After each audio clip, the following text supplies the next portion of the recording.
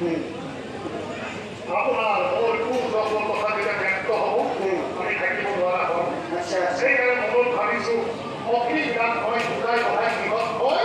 সন্ধিয়া সময়ত আহি আপোনাৰ মনৰ কামনা মই পূৰ্ণ কৰিম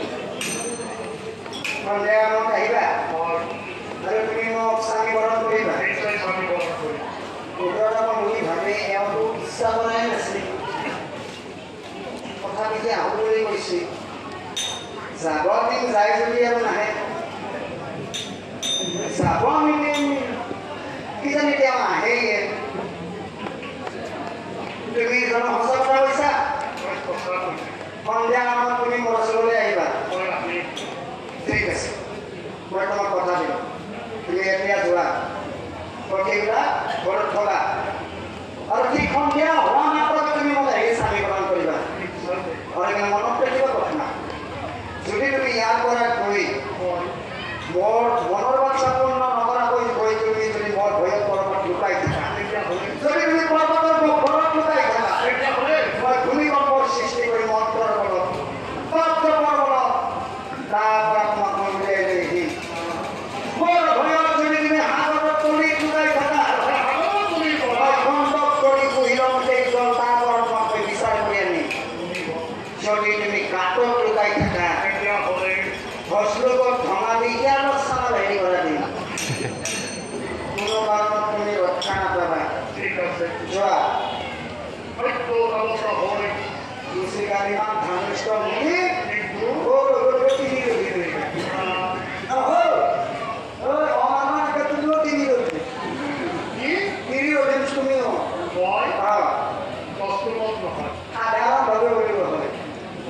ভবাই লাগব কঠিন হলে আমাৰ বেছি কিমান দেখা কি বেছি পিছত আহিবা আৰু প্ৰত্যেক পুৰুষে তিনিৰ অধীন তাৰ প্ৰমাণ চাইছিল এটা ৰজাই প্ৰমাণ চাইছিল ৰজাই তাৰমানে সকলোৱে কয় নহয় লাউজনৰ পাতত কথা কয় মই কিন্তু মোৰ ভাজা কথা মতে কোনোদিন নচলে মোৰ মতেহে পৰিয়াল চলে চব ডাঙৰ কথা কয় তুমিয়ে কৈছা নহয় না এতিয়া জানি দেখিবা দিনা যে মই আৰু কথা মাতি নকৰোঁ নাগৰ কথা মই নুমুৰি যিমান টাইমত একেলগে আহিমে কিন্তু তুমিও ডাক দেখা প্ৰমাণ দিব পাৰিম সেই প্ৰমাণটো দিছিল ৰাজাই এক ৰাজাই নগৰত এটা ঘটনা কৰি দিলা এক ৰাজাই এটা নগৰত কি ঘটনা কৰিলা যে মোৰ ৰাজ্য যিমান পুৰুষ আছে যাৰ তাৰমানে তিনিৰ কথা মতে চলে মই ইয়াতে আপেল লৈছোঁ ইয়াৰ পৰা একোটা আপেল লৈ যাওঁ আৰু যাৰ তিনিৰ কথা নুশুনে তিনিৰ কথা মতে নচলে মোৰ ঘোঁৰাশালীৰ ভিতৰত যিটো আটাইতকৈ বেছি ঘোঁৰা আছে সেই ঘোঁৰাটো তেওঁক দিয়া যাব তাৰমানে তিনিৰ কথা নুশুনাক ঘোঁৰা দিব আৰু তিনিৰ কথা শুনাবিলাকে ইয়াৰ পৰা আপেল দিব ৰজাৰ ঘটনা পালবাৰ বাক্য আহিল মানুহ কিয় আহি হেৰ চাইছিল কিয় এটা আপেল লৈ আহিল তাৰপাছত ৰবি কিয় আপেলে নিলা নিয়তে চববিলাক আপেলে নিলা চববিলাক তাৰমানে পুৰুষে ঘোঁৰা বায়ু ইমান আহে ৰাজাই মনত বৰ দুখ পালা মোৰ ৰাজ্যত এনেকুৱা এজন পুৰুষ নাই না যি পুৰুষে তাৰমানে তিনিৰ কথা তিনিৰ ওপৰত চলে দুখ পালে ৰাজাই বহি থাকিল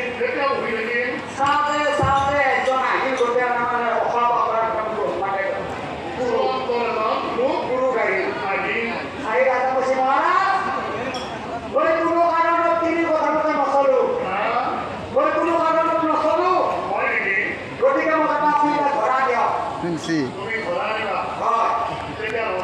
ৰজাই কৈছে ঠিক আছে মোৰ ঘোঁৰা আমি ভিতৰত যিটো কলা ঘোঁৰা আটাইতকৈ বেছি ঘোঁৰা তুমি সেই ঘোঁৰাটো লৈছ